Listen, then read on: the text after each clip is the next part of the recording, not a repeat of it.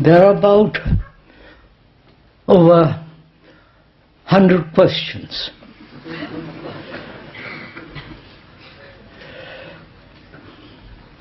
From the most rather superficial to the most demanding, deeper questions. I wonder why we ask questions. Not because we said we would have questions instead of dialogue, but why do we ask questions? And from whom do we expect answer?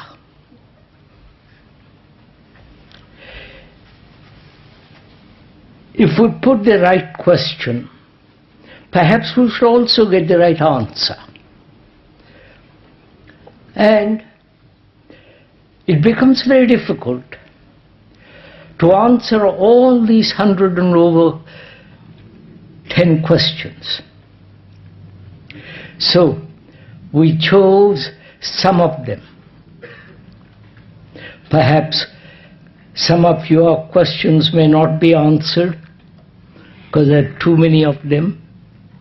And don't think that we have chosen specially what suits me, what is most convenient for me to answer,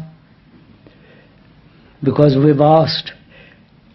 One can ask any kind of question that you want to ask, personal, impersonal, serious, or flippant.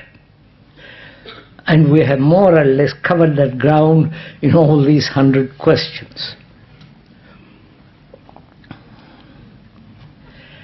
We will try to answer some of these questions this morning. But please bear in mind, if I may remind you, that it's very easy to ask a question.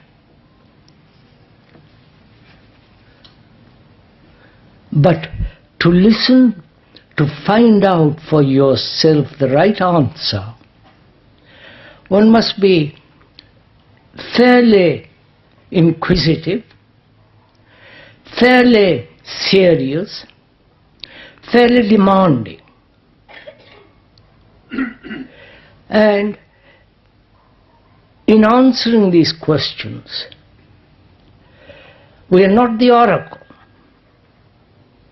either from Delphi, or from India, or from Washington. Or perhaps you would prefer from London. But please bear in mind that we are sharing the question together.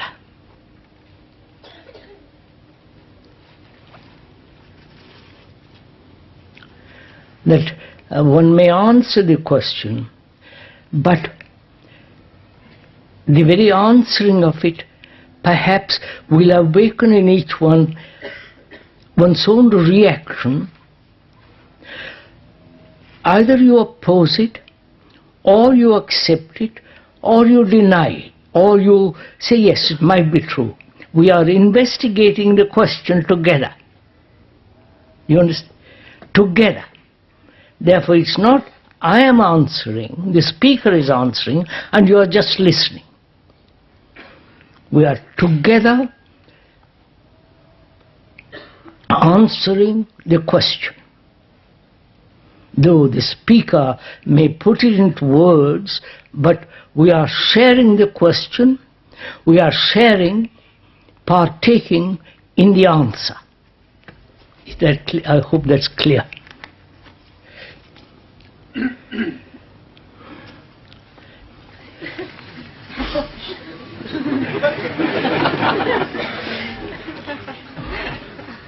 Because it's such a lovely morning.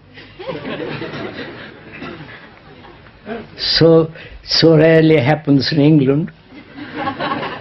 It's beautiful blue sky, lovely trees and the lawns and the general clean air. to talk about very serious matters, rather trying. But the first question is it possible ever to be free of self-centered activity?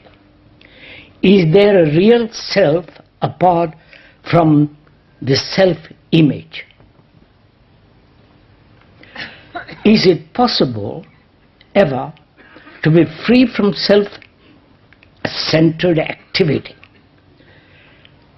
Is there a real self apart from self-created image?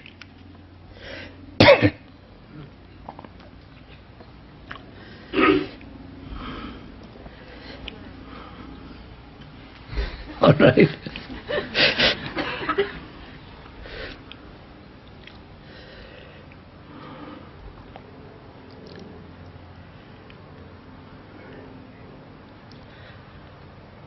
I wonder what we mean by the self.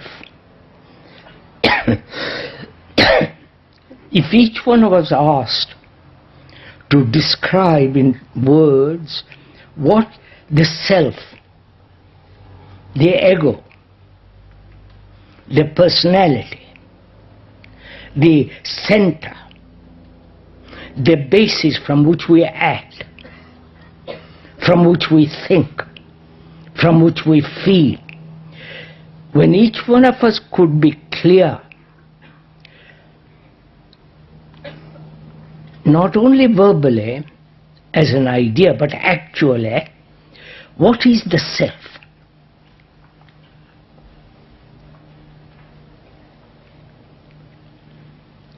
If you ask somebody what is the self, he said they would say it's all my senses,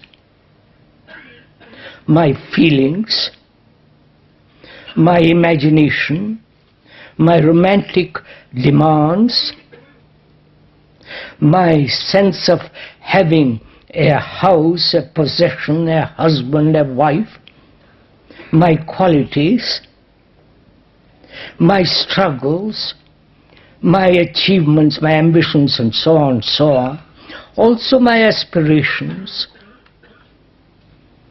my unhappiness, my joys, and so on. All that would be the self. Would we agree to that? You can add more words to it, but the essence of it is this center, the me, my house, my family, my wife, my children, my bank account, what my impulse is. I want to do this. I am impelled to go to India to find truth, and so on, so on, so on. Would we agree to that? Verbal description of what we call the self. Not only the verbal description, but the feeling, the me and the you. Right? We and they, in which all is included nationalities, the family tradition, the name, the form, psychosomatic approach, and the intellectual capacity, the desire to have more